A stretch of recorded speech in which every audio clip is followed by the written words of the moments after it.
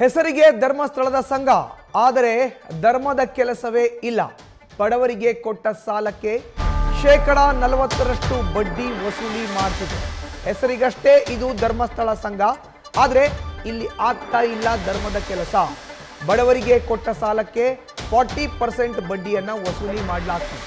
ಧರ್ಮಸ್ಥಳ ಸಂಘದ ವಿರುದ್ಧ ಶಾಸಕ ನರೇಂದ್ರ ಸ್ವಾಮಿ ಕಿಡಿಕಾರಿದ್ದಾರೆ. ಅಲ್ಲಿ ಧರ್ಮಸ್ಥಳ ಸಂಘದಲ್ಲಿ ಧರ್ಮದ ಕಾರ್ಯ ನಡೆಯಲ್ಲ. ಈ ಶೋಷಣೆ ತಪ್ಪಿಸಲು ಬಡವರಿಗೆ 2,000 ಹಣ ಕೊಡ್ತಿದ್ದೇವೆ. ಗ್ಯಾರಂಟಿ ಯೋಜನೆ ಉಲ್ಲೇಖಿಸಿ ನರೇಂದ್ರ ಸ್ವಾಮಿ ವಾಗ್ದಾಳಿ ನಡೆಸಿದ್ದಾರೆ.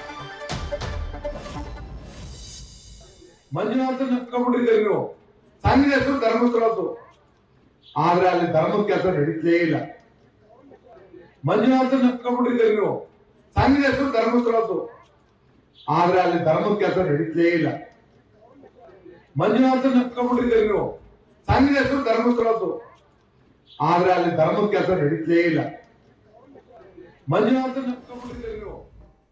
ಇದು ಮಳವಳ್ಳಿ ಶಾಸಕ PM ನರೇಂದ್ರ ಸ್ವಾಮಿ ಕೊಟ್ಟಿರುವಂತ ಹೇಳಿಕೆ. ವೇದಿಕೆಯಲ್ಲಿ ಮಾತನಾಡಬೇಕಾದ್ರೆ ಧರ್ಮಸ್ಥಳ ಸಂಘವನ್ನ ಉಲ್ಲೇಖಿಸಿ, ಧರ್ಮಸ್ಥಳ ಸಂಘ ಅಂತ ಹೆಸರಿಟ್ಕೊಂಡಿದ್ದೀರಿ, ಆದ್ರೆ ಅಲ್ಲಿ ಧರ್ಮನೇ ನಡೀತಾ ಇಲ್ಲ, ಅದಕ್ಕೋಸ್ಕರ ನಾವು 2,000 ರೂಪಾಯಿಗಳನ್ನ ಕೊಡ್ತಾ ಇದ್ದೇವೆ ಅನ್ನೋ ಒಂದು ಹೇಳಿಕೆಯನ್ನು ನೀಡಿದ್ದಾರೆ. ಸಂಘದ ಹೆಸರು ಮಾತ್ರ ಧರ್ಮಸ್ಥಳ, ಆದ್ರೆ ಅಲ್ಲಿ ಧರ್ಮದ ಕೆಲಸನೇ ನಡೀತಾ ಇಲ್ಲ. 40% ಬಡ್ಡಿನ ವಸೂಲಿ ಮಾಡಲಾಗ್ತಾ ಇದೆ. ಹೀಗಾಗಿಯೇ ನಾವು 2,000 ರೂಪಾಯಿಯನ್ನ ಸರ್ಕಾರದ ಮೂಲಕ ಕೊಡ್ತಾ ಇದ್ದೇವೆ ಅನ್ನೋ ಒಂದು ಹೇಳಿಕೆಯನ್ನ ನೀಡಿದ್ದಾರೆ. ಹೊಸ ಅವಾಂತರ ಇದು. ಮಳವಳ್ಳಿ ವಿಧಾನಸಭಾ ಕ್ಷೇತ್ರದ ಕಾಂಗ್ರೆಸ್ನ ಶಾಸಕ PM ನರೇಂದ್ರ ಸ್ವಾಮಿ ಕೊಟ್ಟಿರುವಂತಹ ಹೇಳಿಕೆ ಇದು. ಗ್ಯಾರಂಟಿ ಯೋಜನೆಯನ್ನ ಉಲ್ಲೇಖ ಮಾಡ್ತಾ, ಗ್ಯಾರಂಟಿ ಯೋಜನೆಯನ್ನ ಉದಾಹರಣೆಯಾಗಿ ತೆಗೆದುಕೊಂಡು ನೇರವಾಗಿ ಧರ್ಮಸ್ಥಳ ಸಂಘದ ಬಗ್ಗೆ ಹಗುರವಾದಂತಹ ಮಾತನ್ನ ಆಡಿದ್ದಾರೆ ಶಾಸಕ PM ನರೇಂದ್ರ ಸ್ವಾಮಿ. ಬಡವರಿಗೆ ಕೊಡ್ತಾ ಇರುವಂತಹ ಸಾಲಕ್ಕೆ 40% ಬಡ್ಡಿಯನ್ನು ವಸೂಲಿ ಮಾಡಲಾಗ್ತದೆ ಅನ್ನೋ ಒಂದು ಹೇಳಿಕೆಯನ್ನು ನರೇಂದ್ರ ಸ್ವಾಮಿ ಕೊಟ್ಟಿದ್ದಾರೆ. ಮಂಜುನಾಥ ನೆಪ್ಕೊಂಡಿದ್ದೀರಿ ನೀವು. ಸಂಘದ ಹೆಸರು ಧರ್ಮಸ್ಥಳದ್ದು, ಆದ್ರೆ ಅಲ್ಲಿ ಧರ್ಮದ ಕೆಲಸ ನಡೀತೇ ಇಲ್ಲ. ಮಂಜುನಾಥ ನೆಪ್ಕೊಂಡಿದ್ದೀರಿ ನೀವು. ಸಂಘದ ಹೆಸರು ಧರ್ಮಸ್ಥಳದ್ದು, ಆದ್ರೆ ಅಲ್ಲಿ ಧರ್ಮದ ಕೆಲಸ ನಡೀತೇ ಇಲ್ಲ.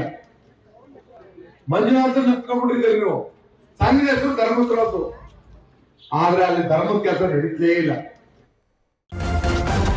ನ್ಯೂಸ್ ಫಸ್ಟ್ ನಿರ್ಭೀತಿಯಿಂದ ನಿಮ್ಮ ಪರವಾಗಿ.